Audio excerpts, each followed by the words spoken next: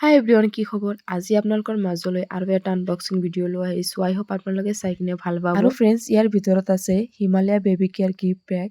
এতিয়া বলক আনবক্সিং কৰিম আৰু আপোনালোকৰ লগত শ্বেয়াৰ কৰিম। এইটো বহুত দিনৰ ভিডিঅ' হয়, ভাইটিক মানে ভিডিঅ'টো কৰিবলৈ দিছিলোঁ।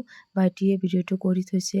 আজি মই এডিট কৰিবলৈ বহিছোঁ। যিহেতু ভিডিঅ'টো কৰা আছে, চ' আপোনালোকৰ লগত শ্বেয়াৰ কৰোঁ। মানে আপোনালোকে পাৰচেজ কৰিব পাৰিব বেবীৰ কাৰণে, যিহেতু এতিয়া আহিছে, উইণ্টাৰ ছিজন আহিছে। চ' এইকেইটা বস্তু বহুতে হেল্পফুল বেবীৰ কাৰণে। চ' সেইকাৰণে ভাবিলো আপোনালোকৰ লগত শ্বেয়াৰ কৰোঁ। ভিডিঅ'টো কৰা আছে যিহেতু। আৰু ফ্ৰেণ্ডছ, ফুল পেকেজটোত কি আহিছে সেইটো আপোনালোকৰ লগত শ্বেয়াৰ কৰোঁ। এইটো হৈছে ড্ৰাইভাৰ ৰাছেছ ক্ৰীম, আৰু ফ্ৰেণ্ডছ এইটো হৈছে মাছাজ ক্ৰীম, এইটো হৈছে পাউডাৰ, আৰু এইটো শ্বেম্পু, আৰু আছে এইটো হৈছে বেবী ক্ৰীম, আৰু এইটো হৈছে বেবী চাবোন, আৰু এইটো হৈছে ৱাইপছ, যোনটো মানে আটাইতকৈ বেছি মানে হেল্পফুল। ফুল পেকেজটোত টোটাল 7টা বস্তু আহিছিলে আৰু প্ৰডাক্ট কেইটা বহুতে ধুনীয়া। চ' আপোনালোকে কেনে পালে ভিডিঅ'টো প্লিজ কমেন্ট কৰি জনাব, আৰু আপোনালোকে পাৰচেজ কৰিব পাৰে।